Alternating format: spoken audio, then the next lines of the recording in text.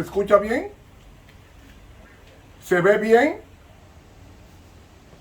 Muy bien, mis hermanos, muy buenas tardes, hermanos. Buenas tardes a los hermanos de la iglesia Nuevo Paraíso, ¿verdad? Nuevo Paraíso en Miami, ¿verdad? Muy bien.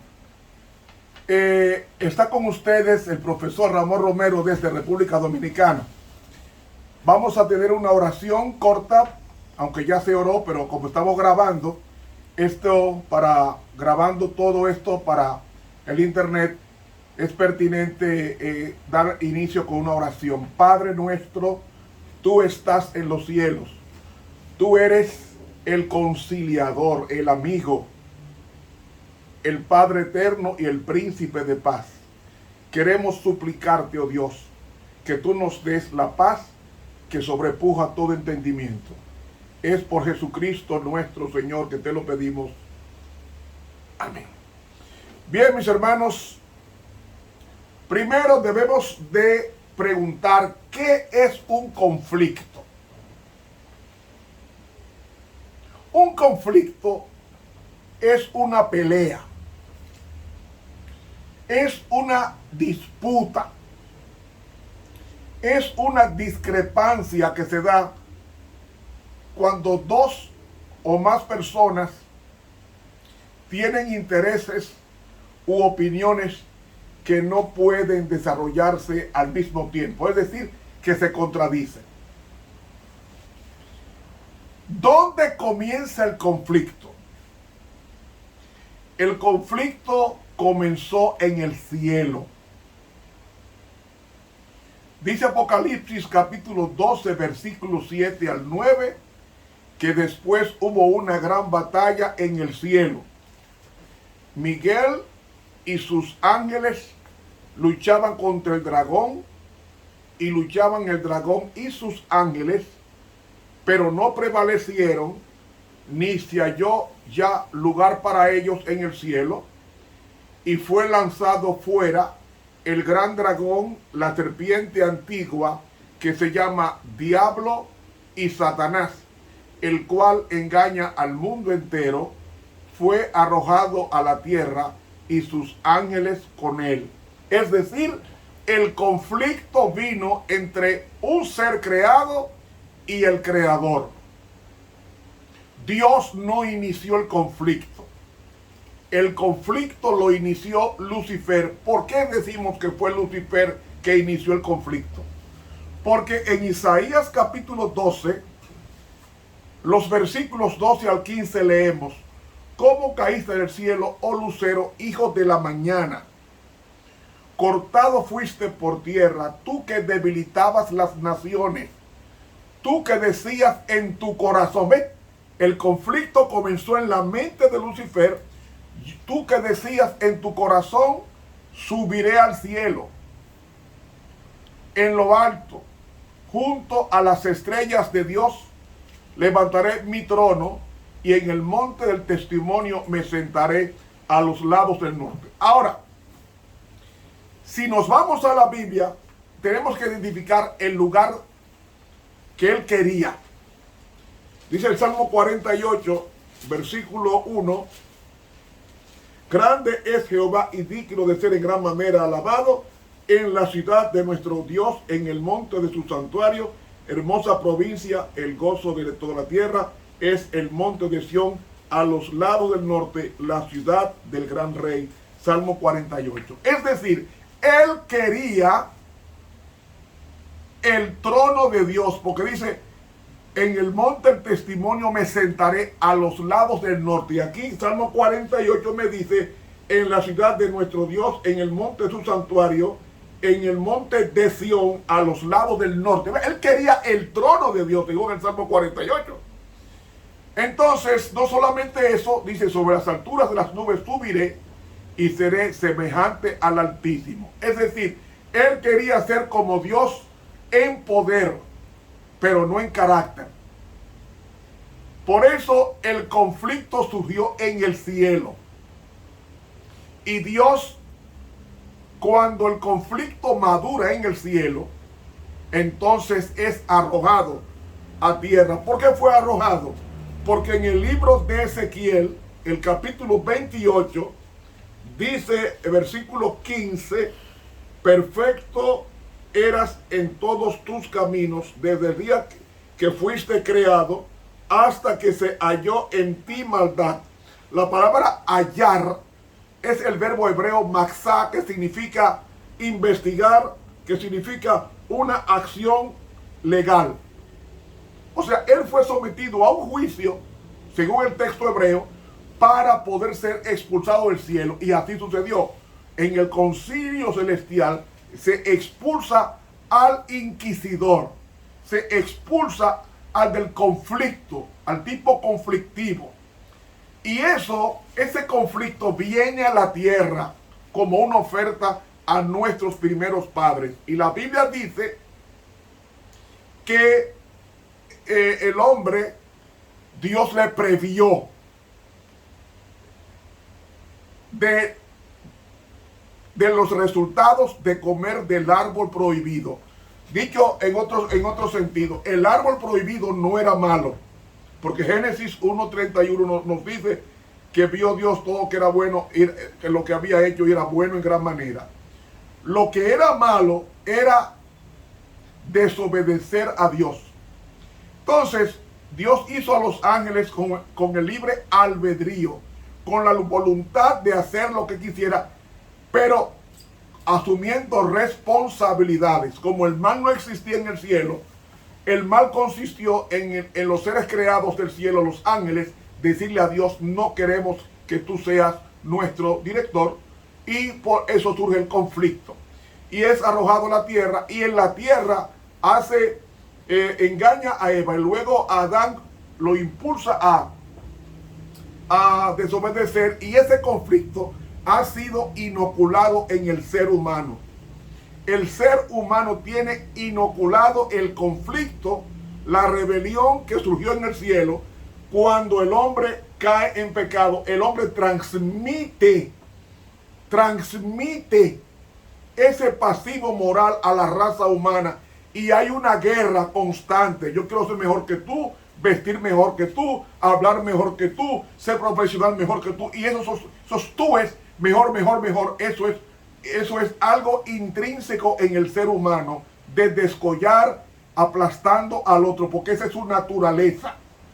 Nosotros no somos pecadores porque matamos, ni porque robamos. Somos pecadores porque nacimos pecadores, nacimos rebeldes.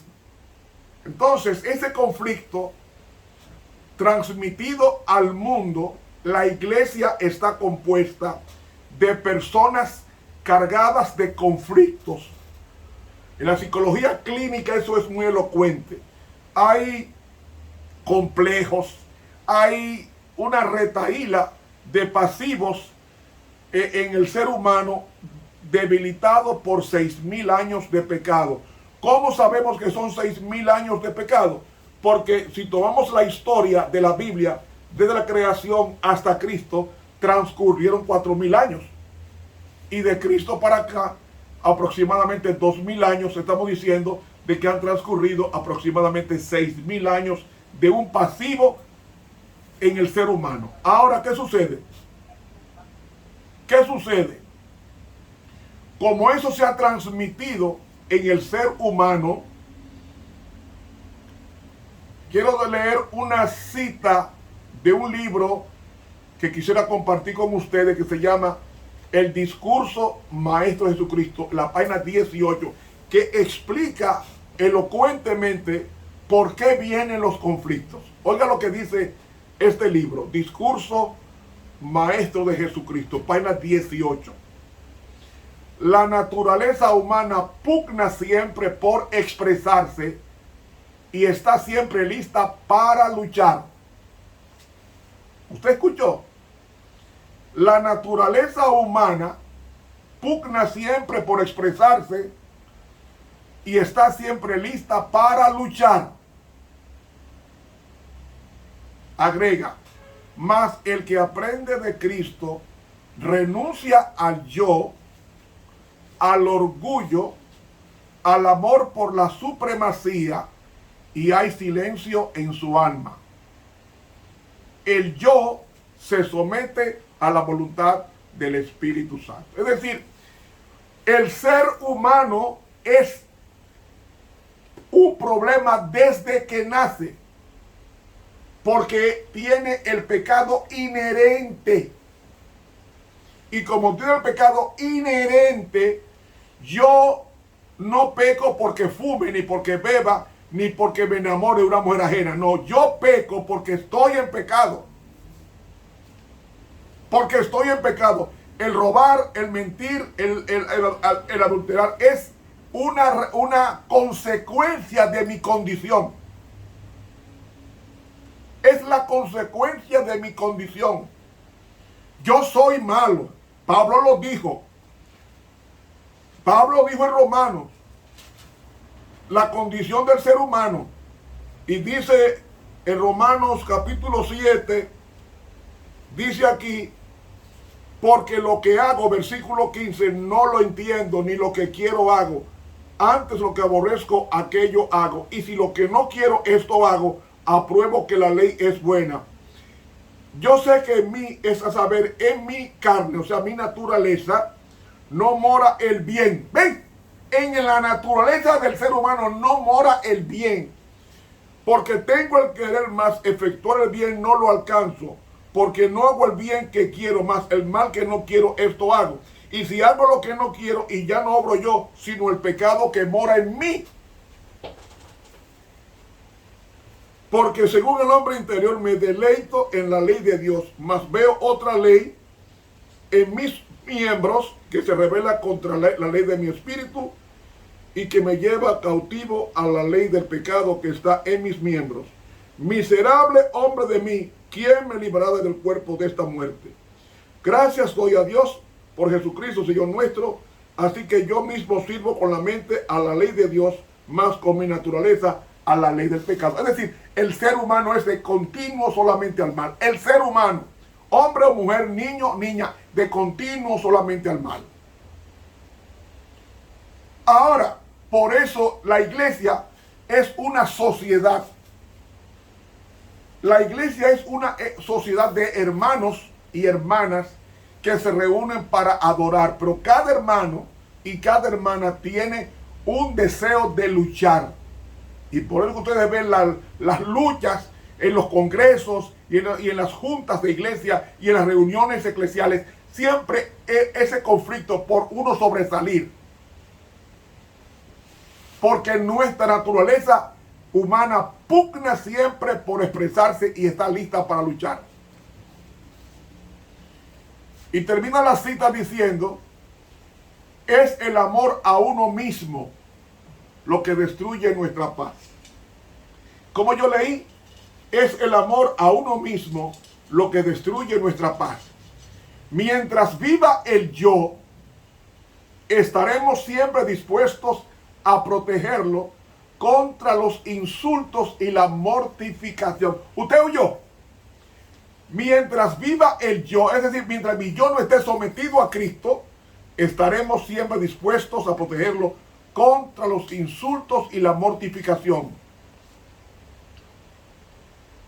Pero cuando hayamos muerto al yo y nuestra vida esté escondida con Cristo en Dios, no tomaremos a despecho los desaires. Seremos sordos a las injurias y ciegos al escarnio y al ultraje. Palabras, el discurso maestro de Jesucristo, página 18. Hermanos, este es un libro que está en muchas bibliotecas de los hermanos. Léalo, que es una explicación del Sermón del Monte. Entonces, hermanos, una persona que se irrita fácilmente es porque tiene su yo vivo. Y Pablo dijo, cada día muero.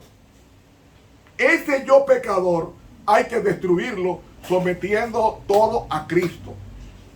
Todo a Cristo. Entonces, de aquí paso a darle algunas recomendaciones para superar los conflictos entre los hermanos. Primera recomendación: no comentarás acerca del problema que tú tengas con otro, con nadie. Si tú tuviste un encontronazo, una discrepancia con una persona, no comente eso con un tercero. No hables de tus diferencias con personas que no tienen nada que ver con el asunto acontecido. Si lo hacemos, esto se va a convertir en un chisme y podemos predisponer a nuestros hermanos causando división y sembrando cizaña entre ellos. ¿Cómo es que nos dice el apóstol el proverbista Salomón en Proverbios 26:20? Sin leña se apaga el fuego, y donde no hay chismoso, cesa la contienda. Entonces, lo primero que hay que hacer es, tan pronto tengamos un problema con otra persona, no salgamos a decirlo, porque eso se puede convertir en un chisme que deteriore la facultad o el deseo de resolver el problema. Segundo, pídale a Dios que le ayude a perdonar a la persona que usted ofendió. Oiga bien, el perdón no es un acto legal. El perdón no es una decisión de arbitrio. El perdón es una persona. Cristo es el perdón. Para perdonar se necesita que la persona perdón entre a la persona que no tiene eso, para que ese perdón, que es una persona llamada Cristo, entre en el corazón por petición de ella misma. Señor, ayúdame a perdonar a quienes yo he ofendido, o a quien yo he ofendido, quien me ha ofendido. Ayúdame a perdonar si yo ofendí a fulano, a mi esposa, o a tu esposo, a tu hijo o a tu hija. Hay que tener el donaire de reconocer que hemos cometido el error y que debemos pedir a Dios que nos ayude a perdonar a los que nos ofenden. Tercera recomendación: piensa y medita en cuáles fueron tus responsabilidades en el problema creado. Es decir, hay que reconocer lo malo que yo hice, lo mal que yo traté a fulano o a fulana, y reconocer, como dice el profeta Ageo 1:5, dice: pues así ha dicho Jehová de los ejércitos, meditad bien sobre vuestros caminos. El ser humano es un ser sujeto a errores. Por tanto, tenemos que tener la gentileza y la franqueza de reconocer cuando nos equivocamos. El que inventó el lápiz le puso en la parte de arriba una goma para borrar, diciendo con eso que somos seres que cometemos errores. Entonces tenemos que pensar bien lo que dijimos y ofendimos para poder entonces crear el ambiente de perdón y de reconciliación. Cuarto, busca a esa persona que tú ofendiste y conversa con ella. Conversa con ella. Porque la Biblia dice que el reino de los cielos, en Mateo 5:9, bienaventurados los pacificadores, porque ellos serán llamados hijos de Dios. ¿Quiénes son los hijos de Dios?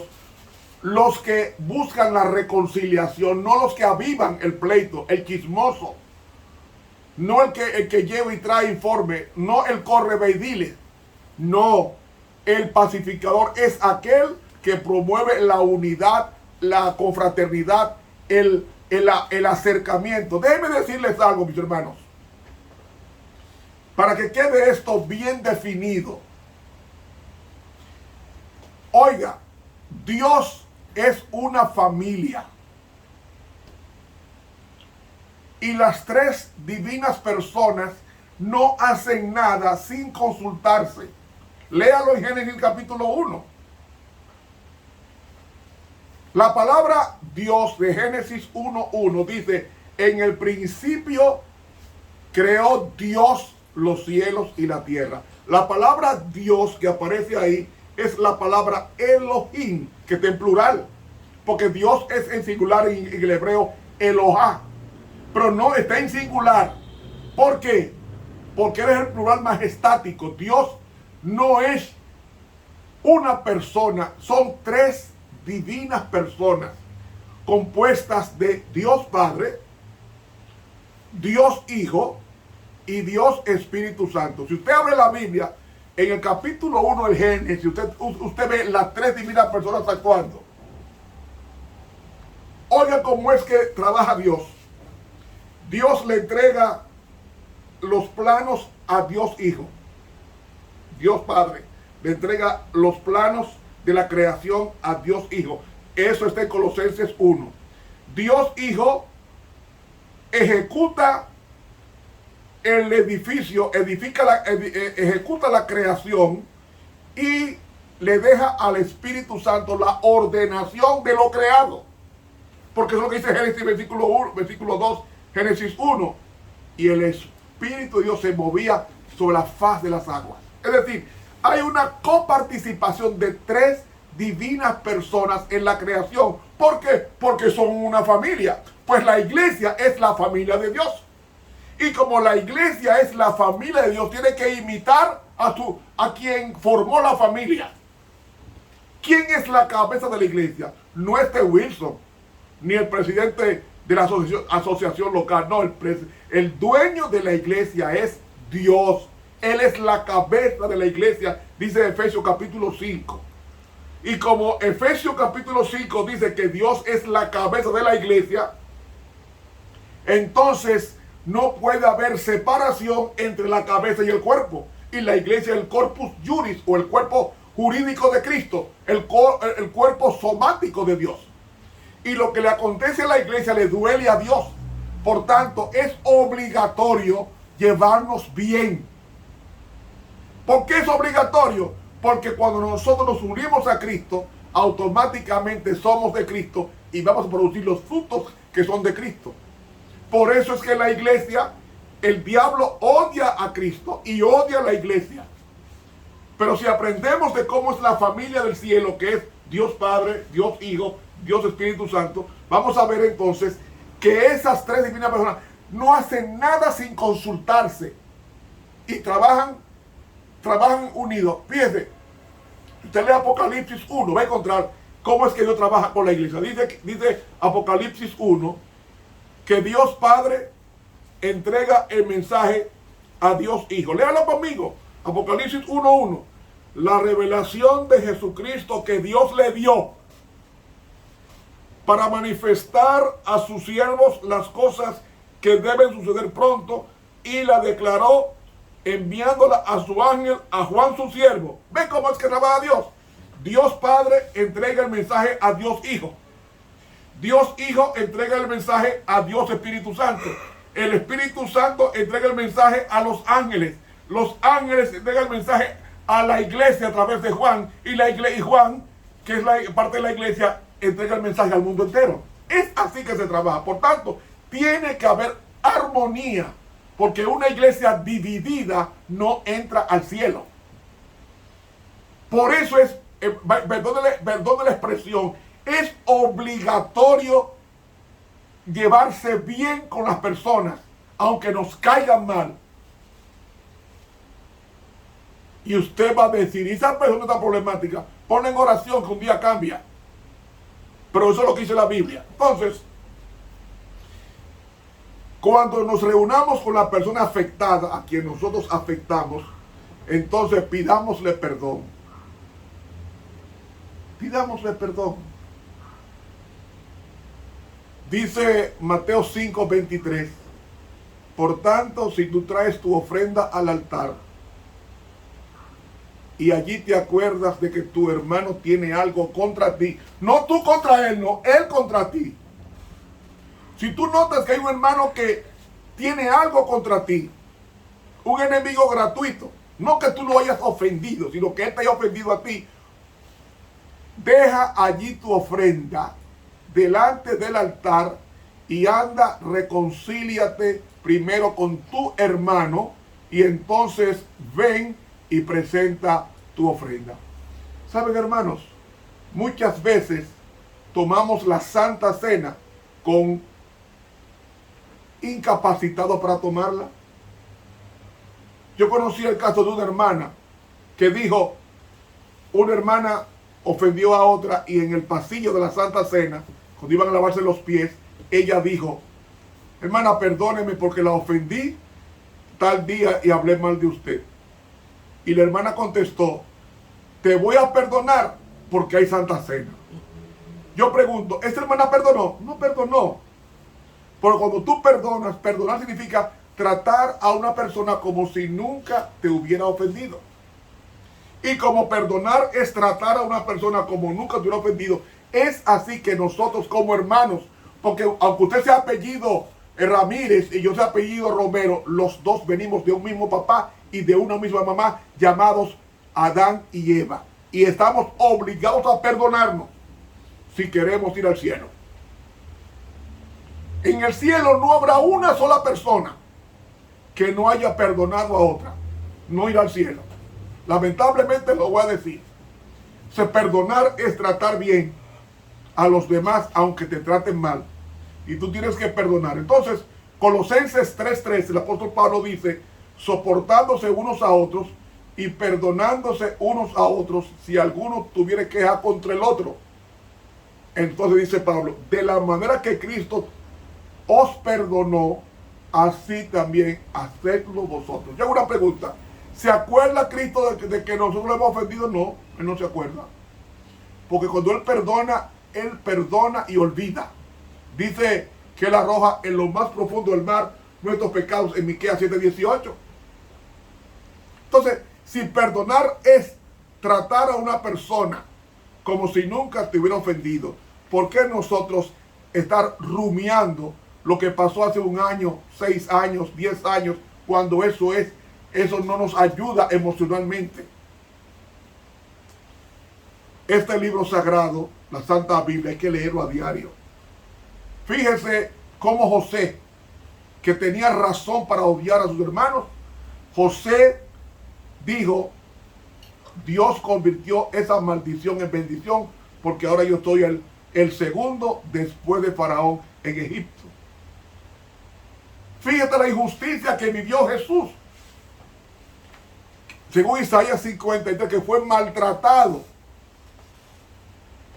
Miren, una cosa que hay que tener bien definido es, fue tan grande el daño que a Cristo le hicieron los mismos hermanos de iglesia, porque no fueron los romanos, fueron los hermanos de iglesia, Anás, Caifás, Herodes, los discípulos, todos ellos eran hermanos de Jesús, miembros de iglesia. ¿Y qué pasó? Oh, mis hermanos, a Jesús lo golpearon más de una vez. Le hicieron hoyos en las manos y en los pies. Esos hoyos, y en las manos y en los pies y en el costado herido, y esas sienes también heridas, las bates del Cristo por la eternidad en su cuerpo desfigurado. Y cuando nosotros lo veamos a Él así en el cielo, con esas manos horadadas, le preguntaremos a Él, y esas manos así horadadas, perforadas, ¿dónde fue eso? Y Él va a contestar, yo fui herido en casa de mis amigos. Dios por naturaleza no puede odiar. El hombre sí. Entonces, para que el hombre no odia, necesita la naturaleza divina para perdonar y para morar para siempre, como hizo Esteban, que cuando era apedreado por los mismos hermanos de iglesia, él dijo, Señor, no le imputes a ellos este grave pecado. Y habiendo dicho esto, durmió Esteban. Ahora imagínense cuando venga Jesucristo por segunda vez y Esteban se levante de la tumba. Y Pablo también. y en el cielo se encuentran Pablo y Esteban. Pablo apoyó por el Sanedrio, apoyó la muerte de Esteban. Imagínense ahora qué va a hacer Esteban cuando vea a Pablo en el cielo. Oh, y este no fue el inquisidor. ¿Qué hace aquí? No, lo que va a hacer Esteban es abrazar a Pablo. Él no le va a preguntar por qué estaba en el cielo, porque él sabe que lo que está en el cielo fue porque se convirtieron. Y él le va a decir, Pablo, qué gozo verte aquí en el cielo. Lo que yo intenté explicarte allá en la tierra, ahora lo entendiste y nos abrazamos. Y se van a hacer los dos. Y los dos van a llorar. Porque perdonar es olvidar la ofensa. Mateo 5:43 nos dice, oísteis que fue dicho, amarás a tu prójimo. ¿Qué es tu prójimo? La palabra prójimo significa, en inglés es neighbor. Y neighbor es vecino. Es decir, prójimo es el que me queda cerca. Y voy a aclarar esto ahora a los hermanos que me están escuchando y me están mirando.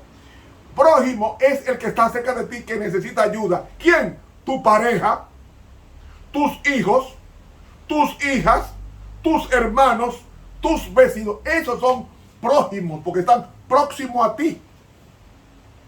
Y como están próximos a ti, el deber familiar es, ¿qué hace la familia?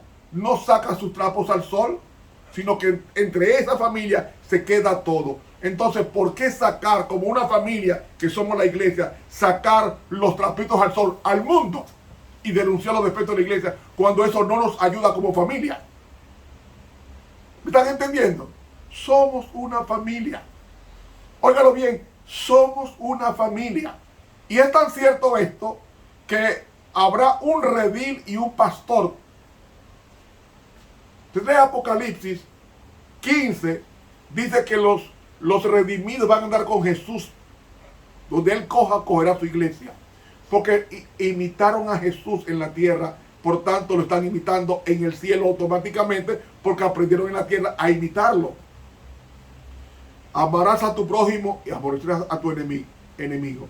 Pero yo os digo, amad a vuestros enemigos, bendecid a los que os maldicen, haced bien a los que os aborrecen y orad por los que os ultrajan y os persiguen. Si usted quiere ablandar el corazón de un enemigo suyo, hágale el bien. Un día él va a recapacitar y va a dejar de ser hostil con usted. Otro aspecto, si usted va a buscar un mediador, asegúrese de que ese mediador entre las partes sea una persona madura. Por eso el apóstol Pablo en Gálatas 6:1 nos dice, hermanos, si alguno fuere sorprendido en alguna falta, vosotros que sois espirituales, restauradle con espíritu de mansedumbre, considerándote a ti mismo, no sea que tú también seas tentado. Es decir, nosotros como personas espirituales debemos de restaurar con un espíritu de mansedumbre. ¿Saben, hermanos? No viva tu vida amargado porque fulano no te perdonó. Déjale el caso a Dios y ora por esa persona que con el tiempo Él se va a arreglar. Dice el apóstol Pablo en Romanos 12:18, si es posible, en cuanto dependa de vosotros, estad en paz con todos los hombres. ¿Qué significa eso? Que hay personas que son difíciles de llevar y no quieren resolver el problema, pues a esas personas, después de cumplir estas recomendaciones, entonces haga usted su parte y déjele a Dios los resultados de su trabajo. Mire, Pablo peleó con Juan Marcos y no lo quiso, y pasaron varios años disgustados, y cuando se juntaron se alegaron tanto que ambos escribieron como personas buenas y excelentes, porque el tiempo cura todo. Hay personas que son difíciles de tratar. Llévelo en oración, que Dios perdone a esa persona, que Dios cambie a esa persona, y el tiempo te va a dar la razón, porque la oración es tan poderosa, tan poderosa. Si usted duda si la oración es poderosa, vaya al Mar Rojo. ¿Quién fue que la abrió? Si usted duda que la oración es poderosa, vaya a Daniel 3 con los 3 hebreos en el horno de fuego. Hermanos, una oración es capaz de detener un ejército. Eso pasó en Primera de Reyes. Sennacherib rodeó al pueblo de Dios para matarlo, despedazarlo.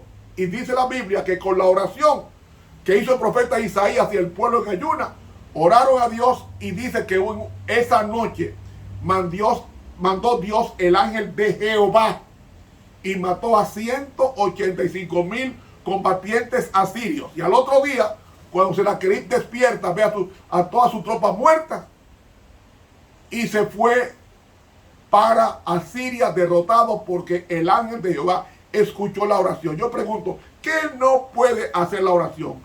Usted no se imagina. Usted no se imagina. Esté en paz con los hombres hasta donde se pueda. Otra cosa que es bueno que nosotros tratemos y consideremos en la reparación del daño es: mantenga la calma, deje que la persona se desahogue y hable y hable. Entonces, escuche para entender, deje que la persona se desahogue. Escuche atentamente lo que la otra persona está reclamándote de ti. Y le voy a decir algo muy importante. Ataque al problema, no ataque la persona. Oyó, ataque el problema, no ataque la persona. Dios no atacó al diablo, atacó el pecado. Y mandó a su hijo, y con su hijo resolvió el problema del pecado en el planeta Tierra. Y Cristo viene a destruir al pecado que está en el planeta y a destruir a la raíz y a la rama del pecado que menciona Malaquías capítulo 4. Ataquemos el problema y no la persona. Es importante intentar despersonalizar al máximo nuestros comentarios y centrarlos solo en la cuestión o el problema. Y en vez de acusarnos porque tú lo hiciste, no, mejor diga, vamos a analizar y resolverlo. Pero no, la culpa es tuya porque tú te... No busque culpable, busque soluciones. Es importante recordar que en la mayoría de las declaraciones que hacemos en una disputa, estamos luchando contra nuestra propia ira. Y la ira se desarma pidiéndole a Dios sabiduría. Así que evite ese juego de culpa. No, que tú eres el que tiene la culpa. No. Vaya al problema. Concéntrese en resolver ese problema, reconociendo que está dispuesto a zanjar las diferencias. Y otra cosa, no se centre en el pasado, lo que pasó no tiene valor, es el futuro lo que vale para Dios. Usted puede haber sido Miren, señores, usted no lo va a creer. Saúl, que fue el primer rey de Israel, Saúl fue profeta, ustedes lo saben, y no se perdió. Balaam fue profeta y no se perdió. Porque no es como usted comienza, es como termina lo que vale para Dios. Así que no se concentre en el pasado. El pasado es. En el presente y en el futuro es donde está la solución al conflicto. Y en lugar de centrarnos en lo que salió mal o en quién debería haber hecho algo, el secreto radica en buscar lo que se puede hacer para resolver el problema. Piense en grande. Los hombres y las mujeres que piensan en grande no piensan en el pasado, piensan en el futuro. Hermanos, y cuando terminemos de zanjar la diferencia y orar, abracémonos, hagamos una fiesta, porque nos hemos reconciliado, y en consecuencia esa reconciliación alegra a todo el universo. A veces la gestión de los conflictos se puede convertir en un proceso largo y duro, como pasó con Jacob y su hermano Esaú. Pero ¿qué hizo Jacob? Él reconoció que había engañado a su hermano, le pidió perdón a Dios y se pasó una noche entera orando. Y Dios transformó a Jacob y le cambió el nombre de Jacob a Israel. Es decir, hermanos, hay personas que el proceso es lento y largo para que el problema se solucione, pero haga como hizo Jacob, ponga el caso en oración y le garantizo que Dios va a resolver este problema. Y una vez que se haya logrado, es bueno felicitarse mutuamente y celebrar de alguna manera el éxito en la solución del problema. Hermanos, quiero terminar con esto. Somos una familia. Did you hear that? Somos una familia. ¿Usted me entendió? Somos una familia. Y ahora voy a hablar, hay dos médicos que me están mirando, que es Sonia y Anderson, su esposo. ¿Sabe lo que es el Alzheimer? La gente dice que el Alzheimer clínicamente lo define como un deterioro de la mente y que la mente hace colapsar los órganos y la persona muere. Hermano, el Alzheimer, ¿sabe qué es el Alzheimer? Es un lenguaje llano y sencillo, sin ser médico. El Alzheimer es esto. Para digerir se necesita estómago, se necesita la fuerza del cerebro y se necesita la fuerza del corazón para la sangre. ¿Sí o no? Entonces sabemos todo lo que estudiamos bachillerato. Pues mire, el Alzheimer es esto. Un día le dice el estómago al cerebro: oye, tengo el bolo alimenticio en el estómago, los ácidos están trabajando y quiero que tú me mandes la señal para facilitar la digestión. El cerebro se niega y pregunta al corazón. El corazón: óyeme, yo necesito sangre que la bombee para mi estómago, para acelerar la asimilación del alimento. El corazón dice que no, el cerebro dice que no, los demás órganos, ¿qué van a decir? Que no. Resultado, los órganos colapsan porque no se quieren ayudar. Eso es el Alzheimer. En pocas palabras, eso es el Alzheimer. Negarse los órganos a responder a los estímulos del cerebro. Así es sencillo. Pues la iglesia colapsaría si la cabeza manda la orden y los demás órganos se niegan a obedecer. Que el hígado se niegue y el páncreas se nieguen a la asimilación y desasimilación del bolo alimenticio. Porque la digestión no comienza en el estómago, la digestión comienza en la boca. Por eso es que se pide que la gente coma despacio, porque la digestión comienza en la boca. Entonces, mis hermanos, eso es el Alzheimer. La cabeza está sana, que es Cristo. Pero si la cabeza manda la señal y los órganos se niegan a trabajar, ¿qué va a pasar? Va a colapsar el cuerpo y va a morir. Eso es lo que tenemos que aprender. Ese es el Alzheimer de la iglesia, la desunión, desconectarnos de Cristo. Eso es Alzheimer. Desconectarse de Cristo, que es la cabeza, eso es Alzheimer. ¿Qué es lo que hay? ¿Qué es lo que hay entonces en el cuerpo? Problemas. El hígado no quiere trabajar, el páncreas tampoco, la bilis tampoco, el digestivo, los órganos digestivos no quieren trabajar, los riñones no quieren trabajar, nadie quiere trabajar y todos colapsan. Porque se negaron a recibir el estímulo del cerebro. Así es sencillo. Cuando la iglesia obedece la cabeza, que es Cristo, los demás órganos trabajan felizmente y terminan su trabajo. Y nuestro trabajo en esta tierra es dar a conocer a Cristo por precepto y por ejemplo. Mis hermanos, que Dios nos bendiga. Que Dios nos ayude. Que cada rencilla es una invitación a la glorificación del diablo. Cada rencilla, cada pleito es un culto al diablo. Es una ofrenda al diablo. Y como es una ofrenda al diablo, ¿qué tiene usted que hacer? No llevarle ofrenda al diablo. ¿Cómo? Llevándose bien con los hermanos hasta donde se pueda, como dice Romanos. Porque hay hermanos que son difíciles de tratar. Estas son las consideraciones que bíblicas que hacemos para llevarnos bien con los demás. Y por más defectos que tenga tu pareja, o tus hijos, o tu hermano de iglesia, más tienes tú.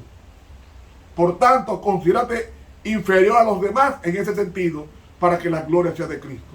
Que Dios los bendiga. Estuvo con ustedes el profesor Ramón Romero desde esta transmisión por vía Zoom. Ahora vienen las preguntas con relación al tema. Adelante. Ahora viene la sección de preguntas y respuestas. Muy bien. Casi siempre hay algunos que tienen preguntas y Ronald, si me puede ayudar, o María, las personas que tengan preguntas que levanten su mano y que me avisen para... ¿Quién es la primera persona que tiene que...? Sí, Marcelino Frías tiene su mano levantada. Ok, hermano... Adelante. Frías. Una pregunta, varón. Usted llega a visitar a una familia Ajá. y está el esposo y la esposa. Adelante, siga. Y el esposo le dice, mire, mi esposa estaba hablando mal de usted. Y dijo esto y esto. ¿Usted sabe por qué yo se lo digo? Porque yo sé que todo lo que ella estaba diciendo era mentira. Ok. ¿Cuál sería la actitud que tomaría la persona en ese momento? La actitud que yo tomaría, Ramón Romero, yo diría, eso no es cierto, yo no dije eso, o yo no hice eso, y a Dios tengo como testigo, y perdono a la persona que ha dicho eso. Y le hago saber que yo soy su hermano en Cristo Jesús. Y paso por alto la ofensa, porque mientras más hablan de mí, más bueno soy. ¿Sabía eso? Porque dice la Biblia dice, no Ramón Romero, dice la Biblia, en el Evangelio según San Mateo, en el capítulo 5, dice textualmente, bienaventurados sois cuando os calumnian y os persiguen y dicen de vosotros todo mal por mi causa, mintiendo. Alegraos y gozaos, porque grande es el premio en los cielos, porque así persiguieron a los profetas que fueron antes de vosotros. Mateo 5, 11 y 12. Esa es la conducta que Cristo nos manda frente a una acusación mentirosa o mendaz.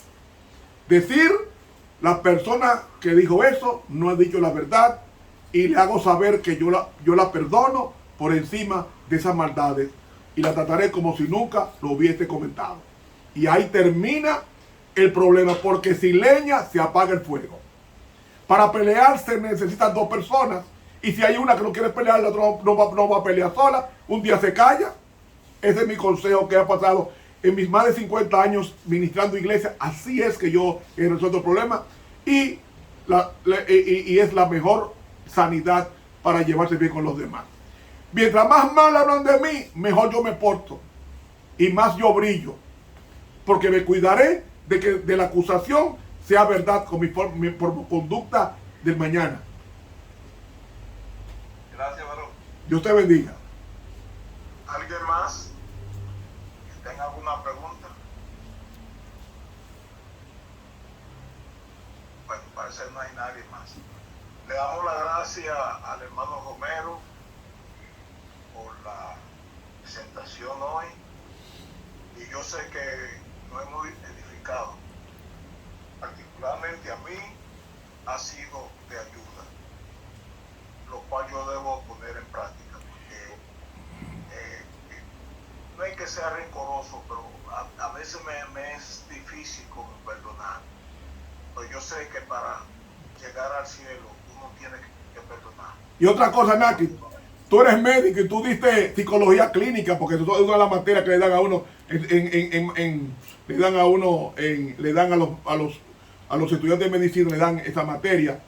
Pero usted sabe, el único que pierde biológicamente es el que odia, porque el que guarda rencor, hay un proceso de deterioro en su sistema nervioso que le envenena todo. Ustedes lo saben como médico que estoy así. Entonces no vale la pena yo guardar un rencor que está envenenando mi sistema nervioso, mi sistema emocional, mi acción volitiva, intelectiva y afectiva me la afecta y me deteriora todo mi ser interno. Entonces yo no voy a permitir que el sufrimiento me destruya a mí cuando yo puedo evitar la destrucción y convertir el sufrimiento en alegría. ¿Qué pasó cuando Pablo fue golpeado y Silas fueron golpeados, muy mal golpeados que fueron ambos? Dice que los metieron en el fondo de la cárcel, y las cárceles romanas eran hediondas y oscuras, con cucarachas, 100 pies, ratones, y tú no tenías luz. Y Pablo y Silas, con la golpiza que le dio el carcelero de Filipo, le puso un cepo.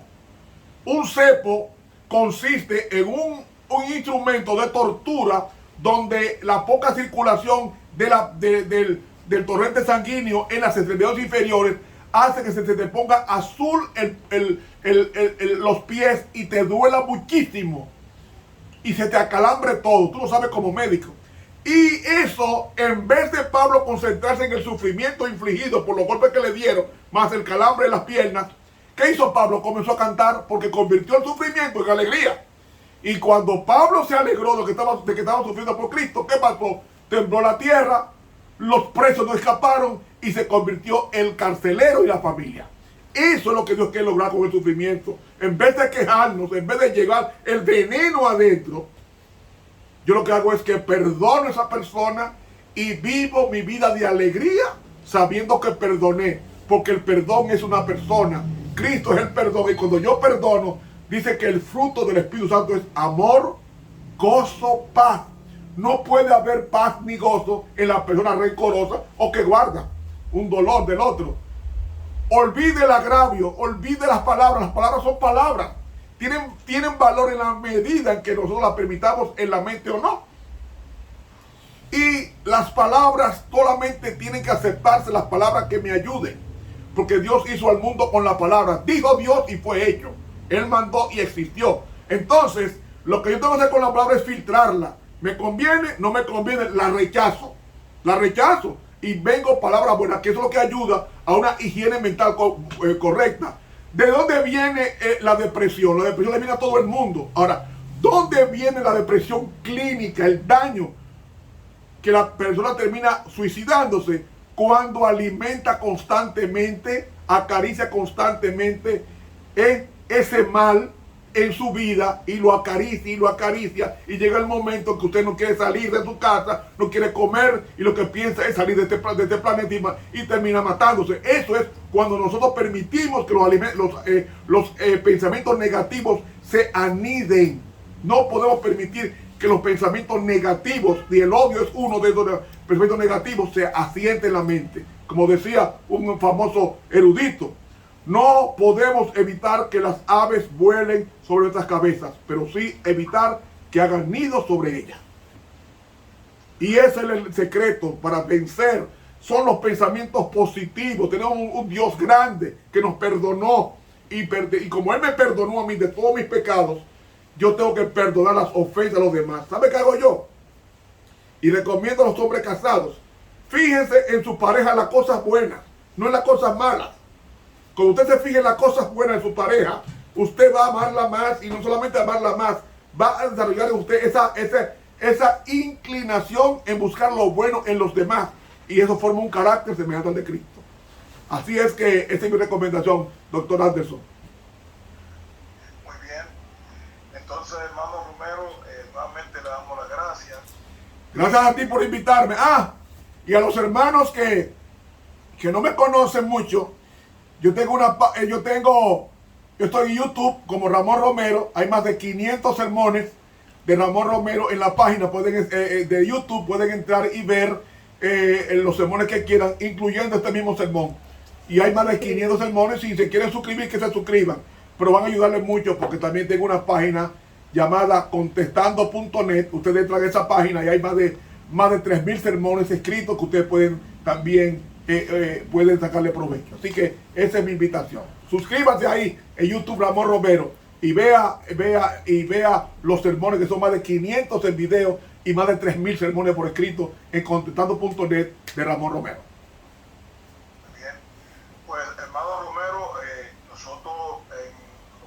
oración no lejana, vamos a invitarlo otra vez a una próxima charla. Con mucho gusto. Saludos, Sonia. Saludos a ti y a toda la hermandad allá en Miami. Bendiciones. ¿Nos puede despedir en oración? Con mucho gusto, con mucho gusto. Padre mío, Padre nuestro, gracias porque nos dejaste la oración modelo. Padre nuestro que estás en los cielos, santificado sea tu nombre. Venga a nosotros tu reino, hágase tu voluntad como en el cielo, así también en la tierra. Danos hoy el pan nuestro y perdona nuestras ofensas, así como nosotros perdonamos a los que nos ofenden. Y esa es la enseñanza que queremos aprender esta tarde. Perdonar a los demás. Porque cuando perdonamos, la sangre circula mejor, la mente se letifica y en consecuencia todo el cuerpo está en armonía, un órgano con otro, y nos hace sentirnos felices porque produce la presencia del perdón en nosotros, esa alegría permanente que es el gozo del Espíritu Santo. Bendice a todos los hermanos que nos han escuchado en Estados Unidos y permite que olvidemos, pasemos por alto las ofensas, que veamos que Cristo pasó por alto nuestra condición y vino a morir por nosotros y ahora nos ha garantizado cielos nuevos y tierra nueva en los cuales morará la justicia. Danos un resto de tarde en paz con Dios y con los hermanos y permítenos amarlos con sus defectos hasta el día de tu venida, porque te lo pedimos en el nombre de Jesús. Amén. Amén. Muchas gracias. Bendiciones. Buenas tardes. Un abrazo a todos por allá. Muchas gracias. Igualmente a ustedes. Bye.